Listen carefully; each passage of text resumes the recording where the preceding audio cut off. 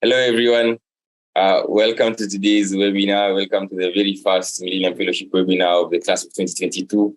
Such a pleasure to see all of you joining here today, seeing all the wonderful introductions coming in the chat box. I'm seeing Indira from India, Marcia from Kenya, Apurva from India, and many, many more. So this will be the very first of the webinars we'll have this year.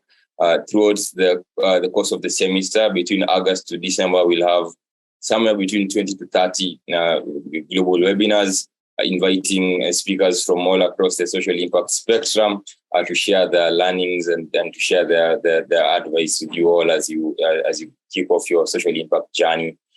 Please feel free to attend as many as you want. They'll be posted on the Millennium Fellowship portal. They'll be shared in your emails. And they'll, of course, be shared with you every week once we have speakers confirmed. Interact with the speaker, interact with the moderator. If you have any questions, raise your hand or let us know in the chat box, and we'll be sure to unmute you. At this point, I want to introduce Carla, who is our moderator for the day, and she'll kick off the session, guide the conversation, and introduce our speaker, Ines. Carla. Hello, and thank you, James, and hello, everyone, and welcome to today's global webinar. I am a campus director for this year's Millennium Fellowship cohort in the University of Monterey, and just like mentioned, I will be moderating today's global webinar. And as all of you guys are joining in, please, just as mentioned, please feel free to introduce yourself in the chat box with your name, the university you're from, the country you're from, and the project you're doing if you want, as well as the SDG you're advancing this year. And just so we can see everyone in the chat box. And just so we can begin, today's webinar is on advancing sustainable development of gender equality, or SDG number 5. And today we're joined by Ines Esteban Gonzalez from the UN Women. Thank you very much for joining us today, Ines. And just like mentioned, to all of you who are joining in, don't forget to introduce yourself in the chat box. And without further ado, we are ready to begin this global webinar. And I am really, really excited to introduce our speaker. And yes, Ines is a member of the Civil Society Division in UN Women, an organization she joined in 2010. And an original from Spain, Ines specialized in communication, advocacy, partnerships to achieve gender equality, and women's empowerment. Her background is in journalism and international relations, and her passion is using advocacy and storytelling to support women's leadership, change social norms, and end discrimination. And once again, with this, it is my honor to welcome you, Ines, and I hand over the field to you for further introduction and comment for all the fellows. Thank you so much, Carla. Good morning, good afternoon, good evening, everyone. This is very, very exciting opportunity. I see the numbers of people connecting to this webinar, and this is I'm very, very happy to be here. I would like to start by thanking the Millennium Campus Network and the UN Academic Impact for launching this Millennium Fellowship. As I said, I'm extremely honored to be here with you. I know this is going to be the first Millennium Fellowship webinar in this 2022. So this is extra exciting. I would like to thank Sam Vagar for the invitation one more year. I think you should be proud of yourselves. You have been selected out of more than 30,000 plus applicants from more than 2,000 campuses. So bravo. I would like to congratulate you for being here, for being selected. As Carla said, my name is Ines Esteban Gonzalez, and I'm part of the Civil Society Division at UN Women, which is the United Nations entity for gender equality and women's empowerment. I was a young student in my 20s when someone from the UN came to the university where I was studying my master's in international relations. I had a chance to study the role in the UN in peace and sustainability. But for me, as for many people, and I'm sure that many of you as well, the UN is a distant reality. The UN seems something like really far. So that first interaction with the UN, with UN people happened when I was studying the master's. Someone came to give us a talk from UNICEF. And then for the first time, it seemed like, something that was not that far, that was something accessible. And I then decided right away, right after that talk, I decided to apply for an internship. So my goal here is to be the face of the UN. So it is something like, hopefully closer to you. And at the end of this talk, hopefully you will be encouraged to apply. Not now, but at some point maybe, because, the world and the UN needs young people. It needs your innovation, your bold spirit. It needs how you speak truth to power. And the world and the UN needs you in a good shape. And most importantly, you deserve to be in a good shape, in a good space. So before I start talking about UN and UN women, I would like to highlight, because I know this has been something, important as part of the program. I want to highlight mental wellness and the importance of self-care, importance of mental health as something critical. So please take care of yourself. You cannot lead if you are not in a good space. And I know that's why you're here, to learn to lead with empathy, with inclusion, with humility. So mental health is extremely important as part of that, leadership and the leadership training. So before I start talking about myself, I would like to talk a little bit about the UN and UN Women, which is where I work. So for those of you who are not familiar with UN Women, which is the youngest entity in the UN system. So I'm gonna ask my colleagues, Carla, or someone if you can play the video. I would like to start, talking about UN Women with a short video on the history of women's rights. Very cool video, so I hope you enjoyed. For those who are not familiar with that history of women's rights, I think it's a nice introduction. So I'm gonna ask colleagues to play the video. Thank you. Women and girls are leaders, change makers, caretakers, and peacekeepers. But while they have an empowered role in our societies, to this day, women and girls are still forced to fight for their rights. How much progress have we achieved, and how much work remains? How can you carry on the fight for equal rights? Women's struggle for equal rights is centuries old. But 1848 marked a watershed moment for women's rights with the Seneca Falls Convention, where women activists publicly petitioned for their civil, social, political, and religious rights. In 1893, New Zealand sent a message to other activists across the world that equal voting rights were achievable through advocacy. Entering the 20th century, women around the world are mobilizing in ever greater numbers to campaign for gender equality, just as women's role in the labor force is rapidly evolving by opening up options beyond caretaking roles. In 1945, the United Nations is formed in response to the destructive toll of 2 world wars, and Eleanor Roosevelt oversees the drafting of the Universal Declaration of Human Rights. For all the world to hear, she and other advocates underline the place of women's rights within. This sets a foundation for women's rights norms and standards at the international level. In the subsequent decades, just as women are taking historic leadership positions in government, Women activists at the grassroots level dovetail with the worldwide momentum by becoming powerful symbols of feminist resistance and social change. This momentum reaches a climax in 1995 when the Beijing Declaration and Platform for Action presents a visionary global agenda for women and girls' rights. But in spite of all the progress, as we enter the 21st century, patriarchal stigmas persist and exemplary leaders arise to resist them. With the rise of the digital age, social media emerges as a crucial tool to galvanize populations in the fight against injustice. A single woman's voice is now louder than ever.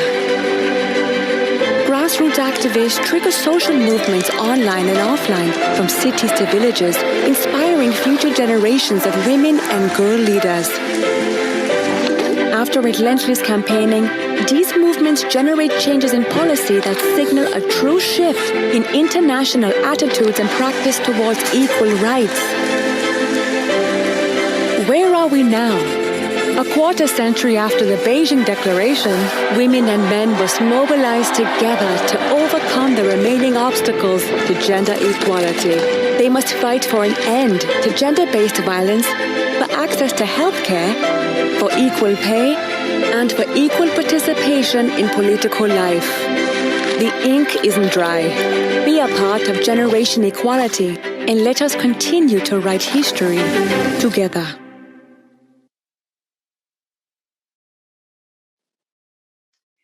I hope you like the video. I think it's pretty cool as an intro for a little bit of a presentation on what UN Women is, for those who are not familiar with the UN Organization on Gender Equality and Empowerment of Women. UN Women was established back in 2010 by the UN General Assembly to accelerate progress on meeting all the needs worldwide. We are present currently in 93 countries, and we believe that every woman has the right to live a life free from violence, poverty, and discrimination. We believe that gender equality is an accelerator for sustainable development and that every woman has the power to affect change. We work with priorities or with areas. So we work with women leading and participating in decision-making at all levels, in politics and in other spaces.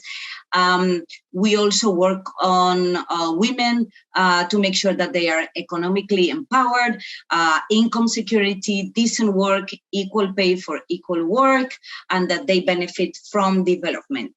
A very important area of work, of course, is how women live a life free of all forms of violence, domestic violence, sexual violence, etc. And the fourth big area of work for us is peace and security and humanitarian action. So to make sure that women are part of all peace building efforts in the world. So how do we do this? How do we? Because the mandate is huge, right? So how do we do this? We do this supporting governments, supporting member states, so they can set global standards for achieving gender equality, as well as working with civil society towards laws, policies, programs, services, etc., to ensure that all these standards are implemented, and they are really implemented, not only that they are passed, but they are also implemented to make sure that they benefit really women and girls worldwide. In terms of, I think it's interesting for you to know, where the progress is, where the gaps are. So there are some, of course, some elements that can make us optimistic. If we look at the world, out of 194 countries, in 184 countries, constitutions guarantee equality between women and men. We have between 2008 and 2018, more than 130 countries have enacted 274 legal and regulatory reforms towards gender equality. So there are maternal mortality data. Maternal mortality has decreased, so that data can make us also optimistic. In areas like education, for example, we see more and more girls in schools than ever before. There are data that can make us optimistic, but definitely this is not enough. 2/3 of girls and 2/3 or adults in the world are illiterate. They're out of all the illiterate adults, 2/3 of them are women. There are still, a big gap in terms of pay. There is still a lot of unpaid care and domestic work. I'm sure you have heard that women do much more unpaid work and domestic work than men. We say that women spend 3 times as many hours as men each day, washing, doing domestic work, taking care of the kids, etc. So 3 times. In terms of violence, data is also, quite scary. I'm sure you've heard that statistic as well. 1 out of 3 women worldwide have experienced physical or sexual violence, and mostly by an intimate partner. So that's extremely scary. In terms of FGM, female genital mutilation, 1 in 3 girls aged 15 to 19 have experienced female genital mutilation in the 30 countries where this practice is prevalent.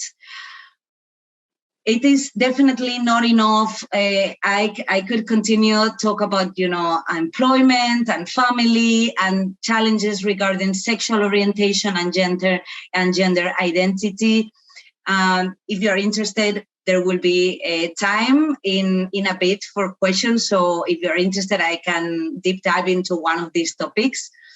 But I would like to go into the more practical stuff, how you can get involved. What can you do to change this and to contribute to a more gender equal world? Well, you can combat stereotypes. You can definitely say girls and women can do anything because that's the reality. You can defy stereotypes. You can mind your language and think twice what you say. Like instead of using expressions like mankind, you can use humankind. And I'm gonna suggest in a little bit a game with you. In terms of like picking the right gender neutral word, and I'm sure you can you will be fast in finding the gender neutral word. So you can definitely mind your language. You can also and I'm sure you have done this at some level at some point in your life, stand up against discrimination, speak out when you see something that isn't right. You can also help avoid all the house and family related work ending up in women's shoulders. If you're a man, or if you're a woman speaking up, as I said, you can also engage in local events, participate on social media. I'm sure you do that already. You will and you can also volunteer. That also is something that I'm pretty sure that you have done at some point, maybe not for gender equality, but for other things. So this is how you can get involved. And I mentioned that that I wanted to propose a little bit of a game. And I know you have been participating in the chat. So that's how we're going to do it. I'm going to throw here a word, and you will have to give me the gender neutral word. Okay? So if I say, for example, chairman, can you think of a gender neutral word that can replace chairman? Please use the chat. Yes. Correct. Wow, you got it right. Yes, fantastic. Chairperson, yes. Okay, let me throw another word. If I say policeman, can you think of a gender neutral word? Police officer, yes. Police officer, correct. Yes. Okay, let me go to the next one. If I say, for example, I don't want to use the word boyfriend or girlfriend because that's not, that doesn't define what other, exactly, partner, correct. So you are, as expected, exactly, all the words that you are putting on the chat, intimate partner, yes, spouse, etc. Yes, so that all these words would, babe, all these words would work as gender neutral words. As expected, you are extremely good at choosing gender neutral language, which is really, really good. Okay, let me throw one last word. I don't want to use congressman because that's not correct. Which word I would use instead of congressman?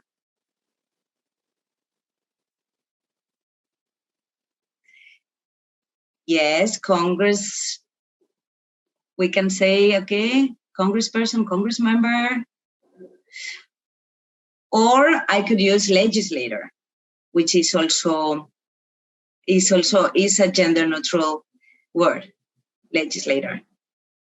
Exactly. Okay, thank you so much for participating in this little game.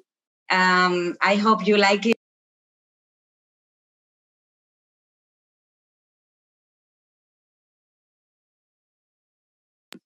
Okay, sorry, I muted myself.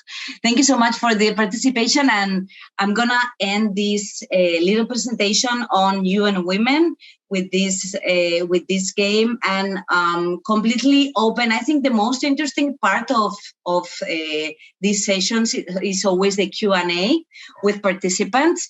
So I'm gonna stop here. It's already 10:30, more than I thought I would use. So I'm gonna turn it to Carla and to colleagues for the Q&A, and of course to you guys for questions from the audience. Thank you so much. Thank you, Ines. It's really inspiring to hear everything that you've worked in. And for the first question that I myself am really interested to know as well is, did you always want to work in the UN generally? And also, what steps did you take during your younger years that set you apart and set you up in the path that you're now? And with that, if you have any advice for young women that are interested in following that path, if you can share anything with us.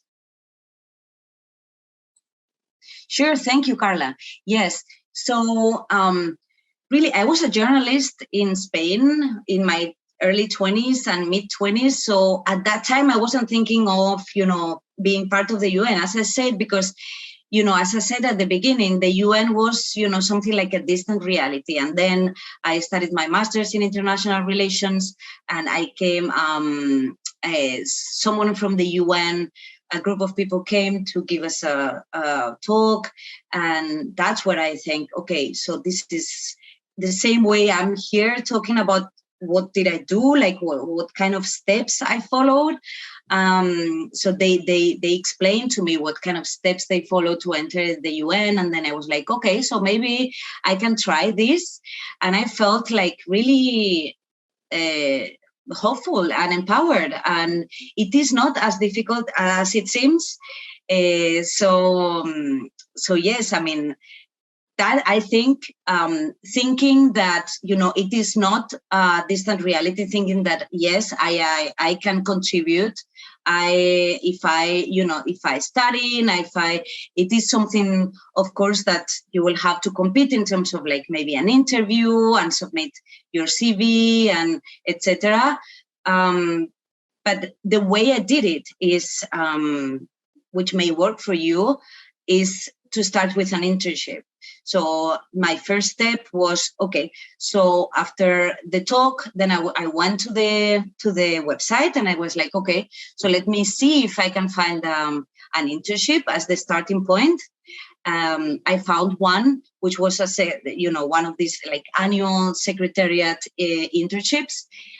So I applied and I got selected, and I came to New York. I was so excited. I remember the first day with like 200, 300 more interns. I felt like I was so excited, so happy to be part of this. And then after that internship, it was 3 months.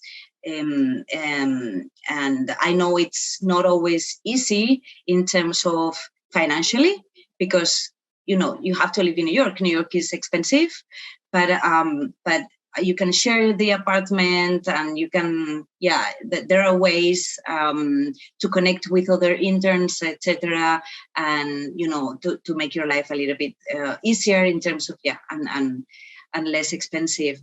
But yes, so I started with that internship. After the internship, I got a consultancy, a short-term consultancy, and after that, I got the fixed-term position. I think it was, I was kind of lucky, because I got the internship in 2010, and that was when UN Women was formed. So they were very open to like new people, but that doesn't mean that you cannot. I mean, that I don't mean to discourage you. It's opportunities are there, and you just have to, you know, you have to be patient. You have to apply not once, maybe twice, 3 times, and wait sometimes long time for a response, because I know how the UN works. Sometimes it takes like, you know, a long time for us to respond to, you know, to emails and to, you know, to openings. But you have to be patient, and you have to be also open in terms of, that would be like an advice. If you really want to work for the UN, you have to be open. Maybe, let's say, I want to work in gender equality, especially peace building. Okay, let's say. And I don't see any opportunity in the Women, Peace and Security team. But I see an opportunity in the ending violence against women team. I would say, you know, apply. I would say it is very important to, you know, enter, even if it's not your priority, your first area of interest, apply. And then there is mobility in the UN. There are, I'm sure you will find, you know, ways to, if you want to work towards peace and security, for example, there will be opportunities to connect with the team and to work closer with the team.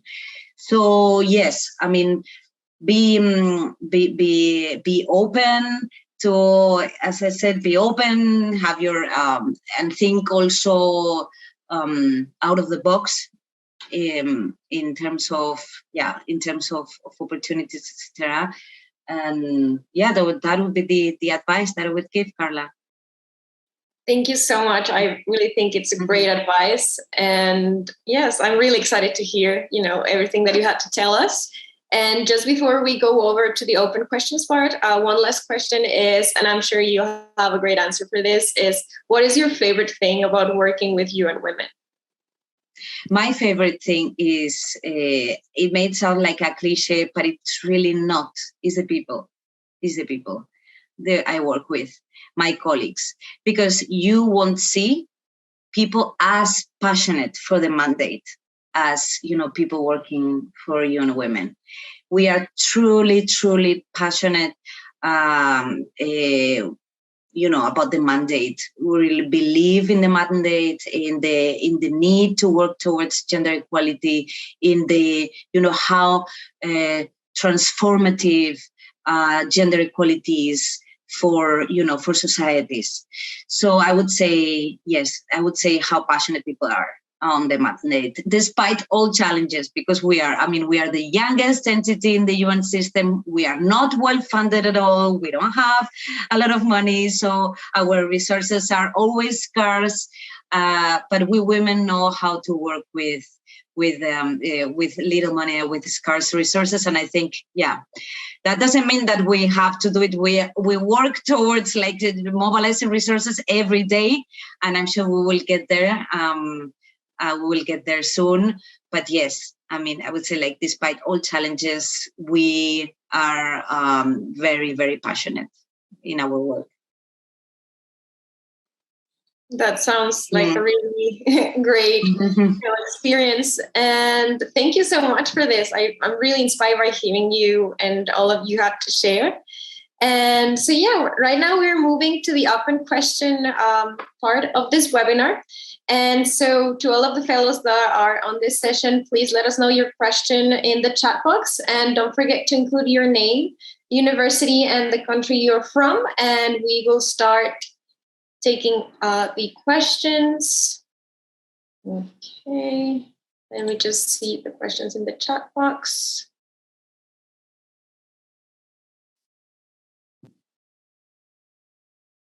Okay, there's a question from, if you could also include your university and country where you're from, so all of us can, learn a little bit about everyone. Okay. Tushar Gar, would you want to open your microphone and share your question with us?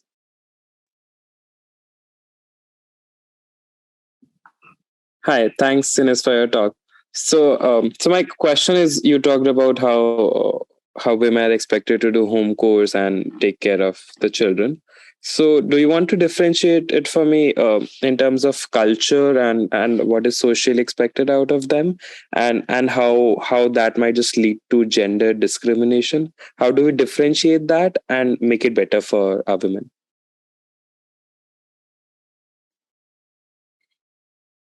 Thank you so much for the question. Let me see if I got it correct. So your question is about culturally how it works with domestic work. Yes. Culturally, so I think one of the things that we see that we see unfortunately is that there is no single country in the world that has achieved gender equality. So we see that women do more domestic work, take care of children, do more work at home, etc. Everywhere, in higher numbers than men in every country. So there is no country where we say no, men take care equally, take care of children equally as women. No.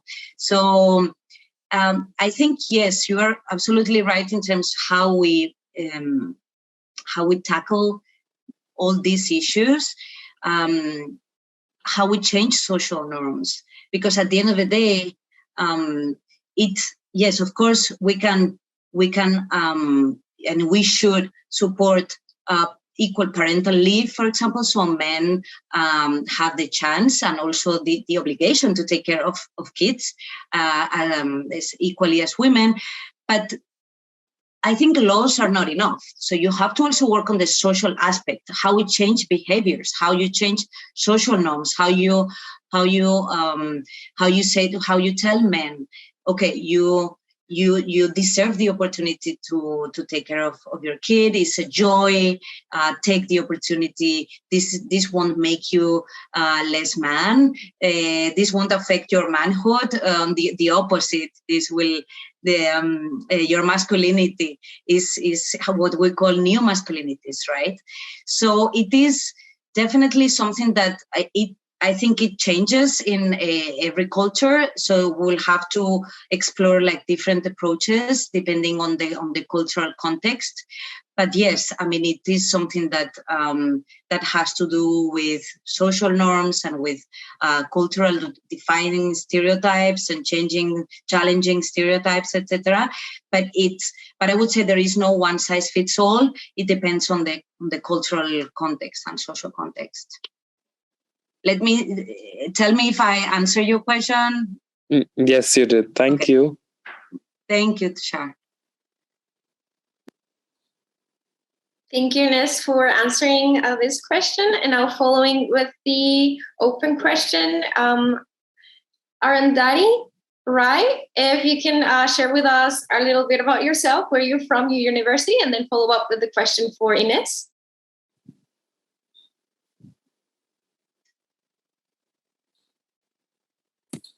Hi, am I audible? Yes. Hi, everyone. Thank you so much, ma'am, for your speech. So I'm Arundhati Rai Chaudhary. I am from India. I'm from the University of Delhi, and I'm pursuing an undergraduate degree in political science honors. So what my question essentially is that when we talk about conflicts or any kind of civil war, we see that women generally are one of the most vulnerable communities, and they are impacted to a great extent. But when it comes to decision-making process, very few women are involved in the process that tackles these situations. So ma'am, I wanted to know, how do you think we can encourage more participation of women in the process of decision-making? Thank you so much. In the process of decision making or in peace building processes, or both? Ma'am, both, essentially both.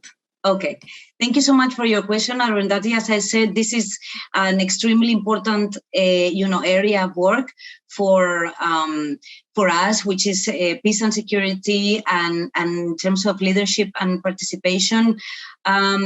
So the way is, to work with governments, with civil society, to have more women in peace building tables. For example, I can tell you the example, because I'm very close to it, the example of the Colombia peace process that was signed 5 years ago.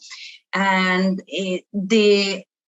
the most interesting thing of this peace process, and what makes it different to other processes, that women were part of the table. So when women are at the table, and the result of having women as part of the peace process in Colombia was that there was a gender angle into everything, into all the parts of the peace process. It was like it was clear that women had particular needs that was affected in a very particular way by war, and that solutions have to come and programs have to come with that gender equality focus. So that was the difference. Women were at the table, solutions were solutions came targeting women's needs.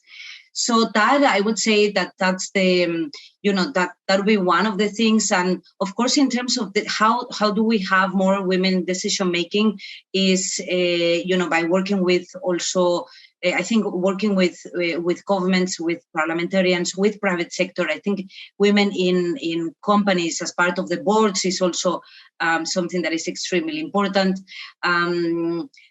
How do we change it? Is through one of the aspects would be working through laws. There are laws that say, okay, so we need to have, let's say, 30% of the parliament women. So some countries have enacted laws that make 30% of the parliament has to be composed by women. But also, as I say, by working with other parts of society, like civil society, with academia, with the private sector, etc. So yes. So I hope I answer your question. If not, let me know. or if there is any follow-up question. It was like a really, big question in terms of, peace building and leadership and participation in society. But let me know, okay, if you have any follow-up question. No, ma'am, thank you so much. You answered it perfectly. Thank you.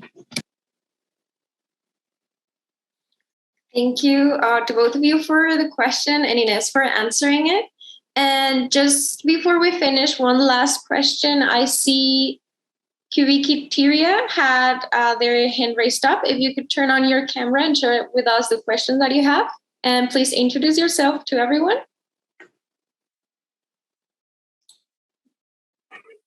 Hello. Hello. Are you able to turn on your camera? Apparently I'm moving up and down. That's why I can't turn on my camera. If it's okay.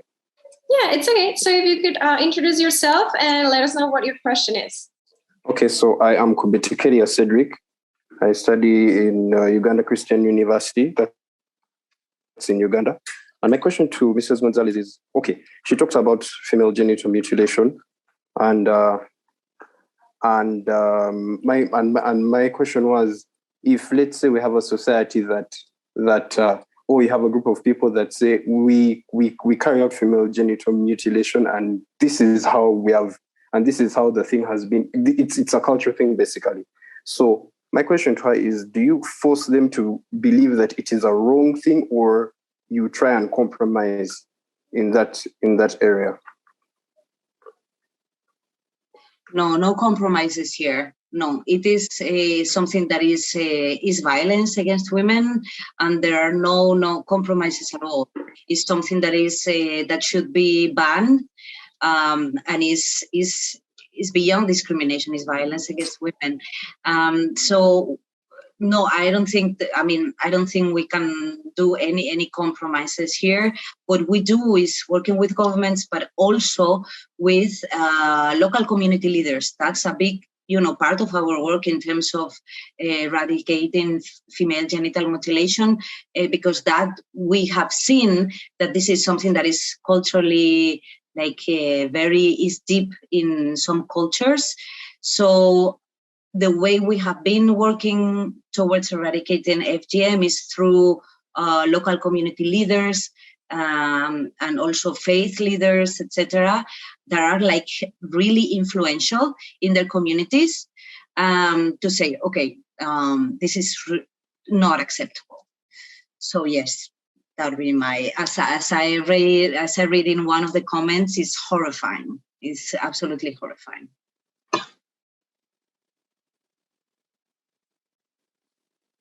And millions of girls are subjected to female genital mutilation every year, which is really heartbreaking. Thank you to both of you. And yes, if anyone else has any questions, they can include it as well on the chat box or raise their hand. And we have time for more questions. I do see Sarah Belinder has their hand raised up. If you'd like to introduce yourself and share with us the question that you have.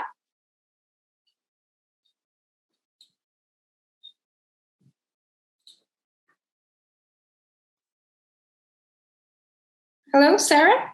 I do see you have your hand raised up. Would you like to share with us the question?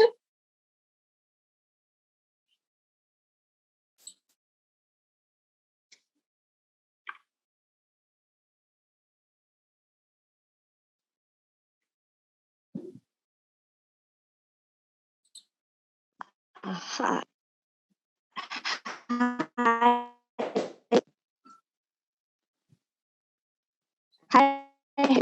I'm waiting.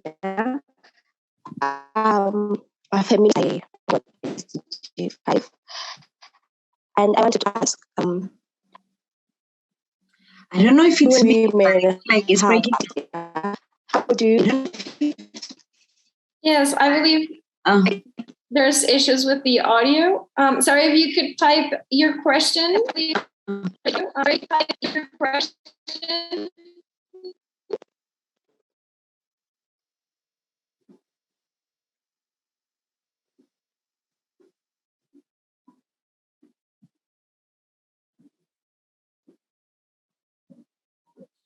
Okay, yes, I do see the question from Sarah on the chat box. And this is, how can we increase the speed for awareness and fight against GBV? And does the UN Women have statistics for this?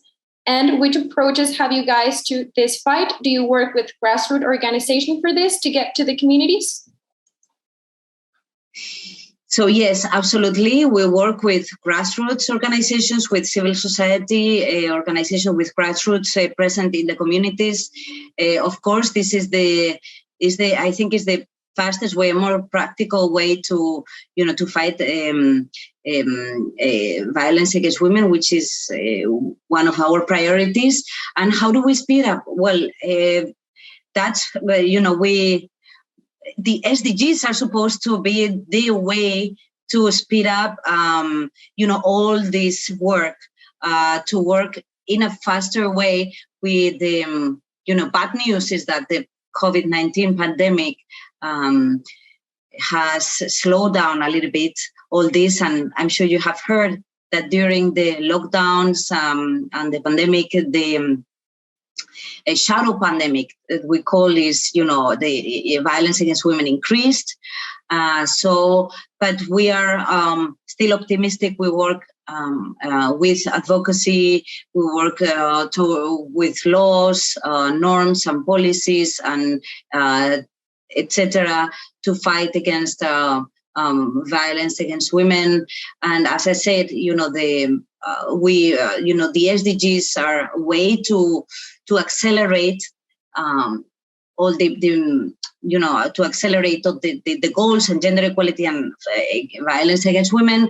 And we recently, I'm not sure if you are familiar with the Generation Equality campaign, but we recently launched the Gender Equality, the Generation Equality campaign and the Generation Equality Forum in Mexico and Paris last year. And that was like a multi-stakeholder effort of governments, private sector, civil society, etc., to accelerate, all these actions. So the way we accelerate is like reaching out to as many actors in society as possible, to also raise funds, to have more programs on advocacy, on response, on prevention of violence, etc. And that would be like really the way. Raising awareness, of course, is an important way of fighting evil, because, as I said, the social norms are also an extremely important part of the problem. Yes, if you want me, I can talk a little bit about the Generation Equality Forum that was launched last year, led by UN Women with the governments of France and Mexico, and it was a truly multi-stakeholder effort to say, okay, so in the midst of the pandemic, despite all the challenges, we are coming together virtually to accelerate all the actions for gender equality. So that was our effort to accelerate the fight on the violence against women. Thank you, Ines. And for one more final question, I will ask Suzelle. And let me say, because I know sometimes I forget that you are not part of the of the UN, and that you may need something like much more practical than me talking about how you involve governments and the UN, whatever, how you can accelerate. You can the good thing about Generation Equality was that it gave an opportunity also to young people, and it was very important. The participation of young people was very important, but it gave the opportunity, the resources, the umbrella to take the Generation Equality movement to the local levels. So if you are interested, you can go online, check Generation Equality, and you will see, lots of advocacy of actions that people took at the local level to end violence against women and economic empowerment, peace and security, etc., on different aspects. So you can take that happened last year, that happened at the global level, but you can really localize the generation equality movement and take it to your village, to your town, to your community, and start the discussion on whatever you think is important for your community. So please go online and check Generation Equality. You will find plenty of resources. Thank you, Ines. And the final question, I see Susel Alberto had their hand raised up. So if you could introduce yourself and your question. Primeramente, mucho gusto, Ines. Gracias por estar aquí y hablar con nosotros. My name is Susel Alberto. I am from California in the United States. I'm currently studying at Arizona State University. And my goal is to pursue a career in cognitive neurological research pertaining to communicative disorders. But I'm also minoring in political science and going to be studying abroad in that. So my question for you, Ines, is it possible to continue in a pursuit of a career outside of the UN, and be involved with the UN, particularly UN Women? So all of us are undergraduate students, and I'm sure with goals of continuing in our academics. So recommendations and possibilities of being involved with the UN, as well as our current pursuits. Muchas gracias, Susel, por tu pregunta, y un placer, de verdad. Gracias a ti y al resto de compañeros por estar aquí. So yes, there are of course opportunities to work with the UN, but not being necessarily working with the UN. I think the easier way would be to join a civil society organization, or if you are part of a university, if you are still studying, we also work with academia in the US. So if you're interested, I would, if you guys are interested in, connecting with the focal point in UN Women on Youth, I can facilitate that connection and see if you can be part of I'm going to drop, by the way, the email address. And I think the easier way would be that you send an email to this address that I will put on the chat, and then to say, like, I'm interested in being part of, the movement, being involved. And I think that will be like a first step to collaborate with the UN and be up to date with the UN Women, with what we are doing, etc. So, the team is led by Rita Muyambo, and the email address, I will put it on the chat right away.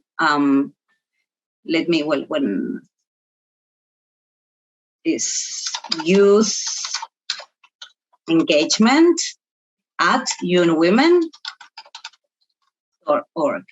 Okay, so this is the email address. And if you want to be like up to date with everything that we do at UN Women, and particularly, related to youth, we have a newsletter, and we can